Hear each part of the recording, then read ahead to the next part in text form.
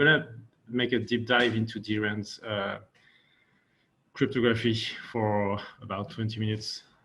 Let's see how far I can get to. And so hopefully you get a better understanding of how this network is working by the end of this talk. So first, just one quick slide about why the implementing Drand was, let's say, a good idea at the time, and I think it's still a pretty good idea at this time. Is like there was different solutions, distributed solution that we knew at the time. So I started Drand in 2018, were good in theory, but in practice quite hard to achieve. So when you have tree-based communication, it's very hard to maintain availability. If this node is down, how do you communicate message to the other one? When things are based on leader election, how do you make sure you replace a leader if one is down and things like this? It's far from trivial, both in theory and implementation, even harder. Now we have VDF, which is starting to take a much bigger weight in the space. So it's a very promising approach, but so far it's not production ready, I would say. I realize it's quite recent. There's many constructions which are very recent. So in cryptography, we prefer to have some time to make sure they are correct. It relies on different assumptions. So it requires a cryptonymic analysis because we need custom chip, custom hardware. It's far from easy as well. So we had this different technology that we use threshold cryptography that's now starting to get, let's say, around 20 years old anymore. So it's starting to be at least good enough for trying to use it in a production manner, production ready manner. So this is why I started Drand. I will be quick on this slide because you know what League of Entropy and Drand is now by now. So let's just say that yeah, it's been around for a while now. I started this on the side around 2018, and we launched the first experimental network last year in June, and now we just launched the League of Entropy production network last month. So let's go over really quick on Drand. There are basically three phases. There's a setup phase between all the nodes, between the first set of nodes, let's say.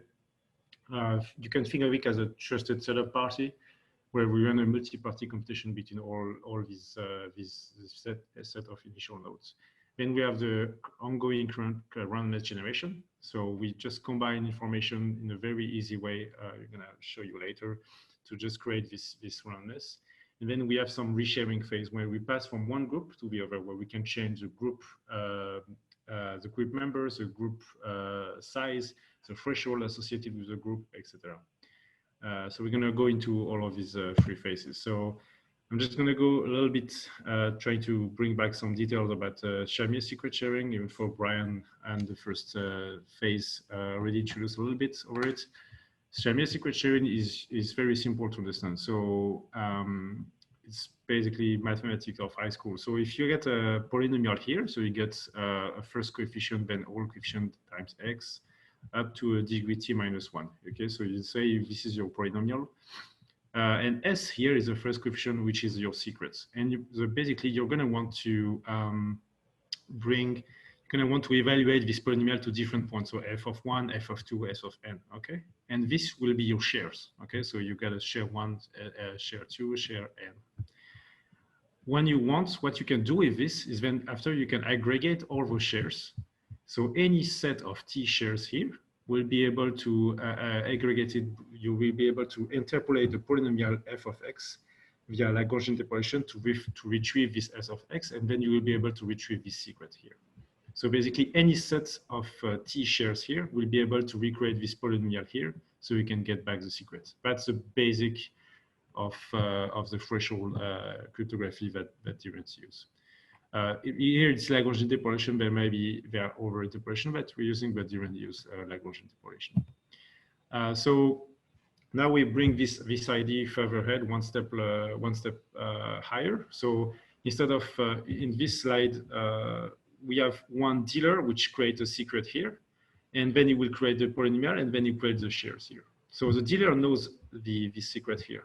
What we want to do is actually to have nobody that knows the secret. So we want everybody to be a dealer, So they will create, so imagine there are n parties, each one will create their polynomial, so f of 1, f of 2, f of n, and they will all put a random secret here. So, and then we'll create the polynomial. So f of 1 will have the S1 secret here, and then we'll just create a polynomial. And there, as before, we will create the shares. So they will evaluate their polynomial at position 1, their polynomial at position 2, etc., up to position n. And what we're going to do here is that at the end of this step, I'm simplifying things, but at the end of this step, we're going to add all the share received of the, for the first node is going to receive all these shares, okay? And we're going to add them, and this is going to create its final shares. And the final shares is actually representing a share of a secret that nobody knows. It's actually representing a share of the secret S1 plus S2 plus Sn, plus up to Sn. So it's a secret that nobody knows, but that such that any subset of T shares, so F, S1, S2, and up to T shares, can reconstruct it. So that's basically, we pass from Shamir secret sharing when we have one dealer that knows one secret and create the shares, to a distributed key generation where you have n dealers that create n polynomials and where they create a share of an unknown secret. Okay, that's the basic of the distributed key generation. And that's actually what Drand uses here. So we are implementing Drand implements the Peterson DKG protocol. It was originally based from the Daily Skyber library, and then we forked it into the Drand organization now. So this setup is run once at the beginning. So it's a multi-party computation, so it's definitely a little bit more expensive. So it's O(n) squared. We are running on the BRS-12 381 pairing curve currently, which is compatible with like many major blockchains, like say the next version of major blockchains. So for example, Zcash and Ethereum 2 and Filecoin are using the same curve. So it can be interpretable in many, for example, smart contract or even in the basic consensus protocol, such as in Filecoin. So we are running this protocol at the beginning of when we want to launch a new Drand chain. Then how do we generate randomness? So here I get to introduce another cryptographic primitive that Drand uses.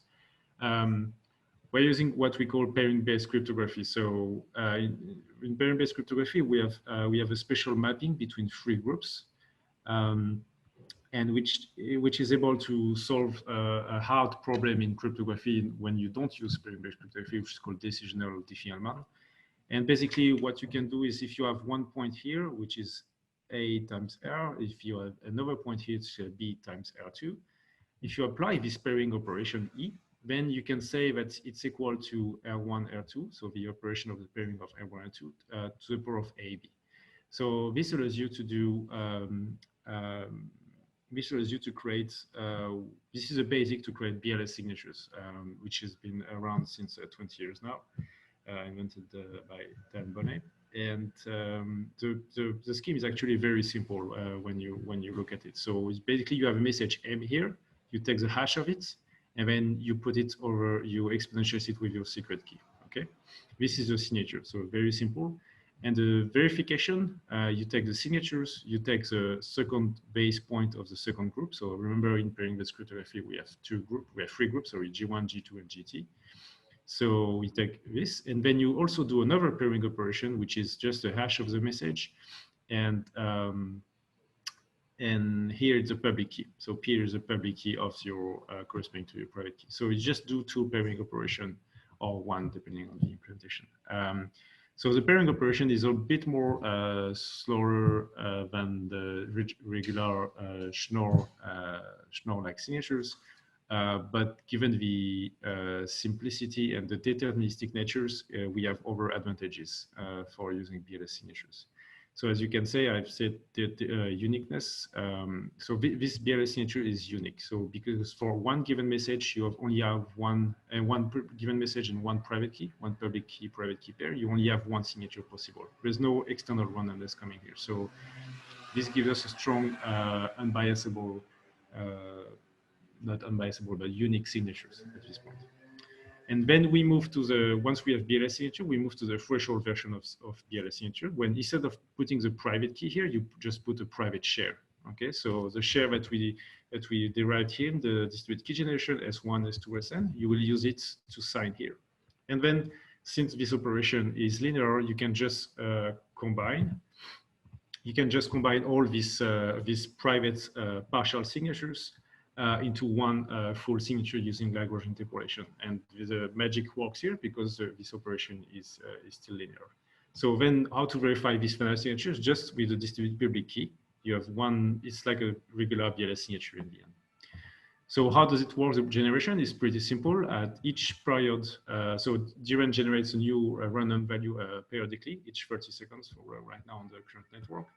And the first stage is that everyone, each 30 seconds, everybody will generate new partial signatures and we will broadcast to everybody. And then as soon as a node got a subset of any T partial signatures, which are valid, it will be able to reconstruct the final signatures, and this will be the private, this will be the randomness.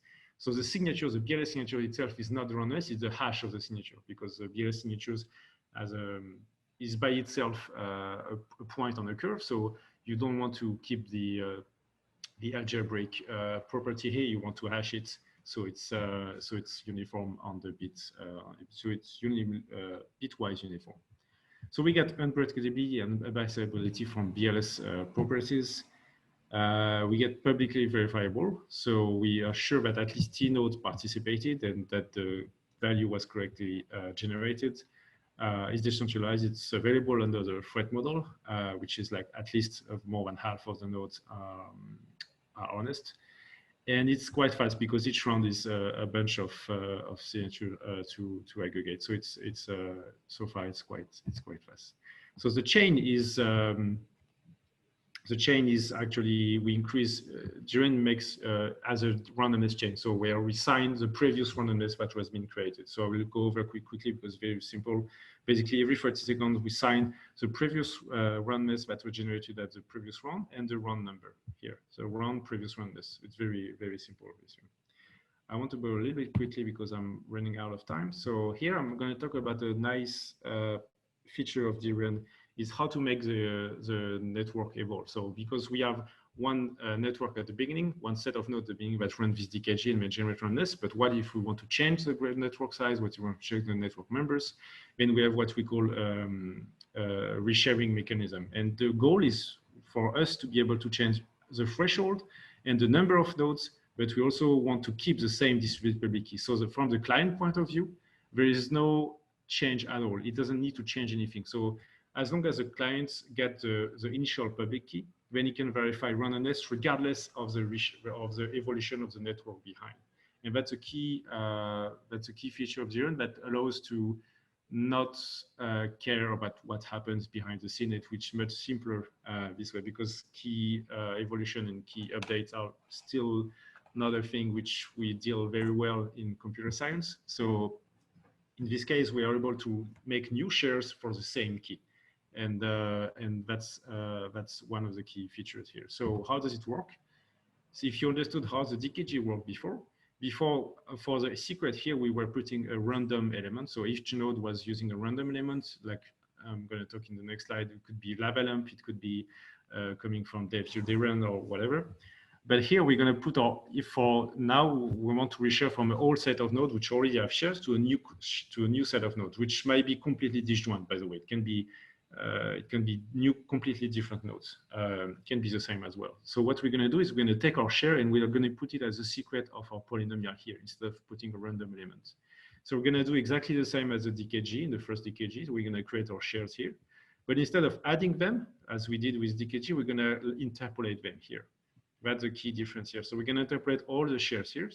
And it's going to create a new S'1 share here. And all these S' shares are linked to the same private key and the same distributed private key and distributed public key that were generated during the first DKG, except that now it's new shares, so they are refreshed, and the old shares are not valid anymore. Because, I mean, assuming the threat model, there's more than half of the network that is honest, they're not going to accept this new share because they moved on to this new to this new set of polynomials here, which won't verify against the previous share.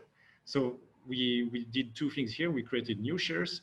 So we refreshed the shares, and we were able to pass from an old set of nodes to a new set of nodes.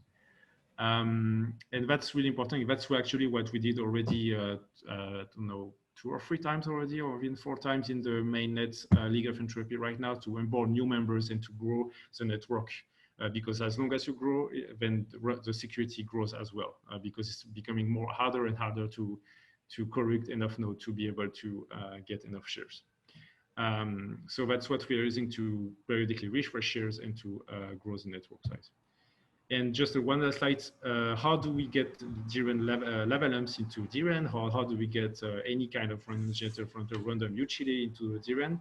Then it's quite easy. Instead of in the first DKG, so it's only for the first DKG, instead of putting a random element here, well, you take your element from the level amp, for example, and you put it here. So you transform your entropy from the element here into the 32 bytes element here, and then you run your DKG here. So basically, you can think of Drand as a randomness aggregator. You can use any external entropy system, and then you can aggregate them during the initial stage to create this randomness chain. And so it's not I don't see Drand as a competitor to other entropy system. I see more like as an aggregator of them, so you can use all the benefits of each system. And that's it for me. Thank you.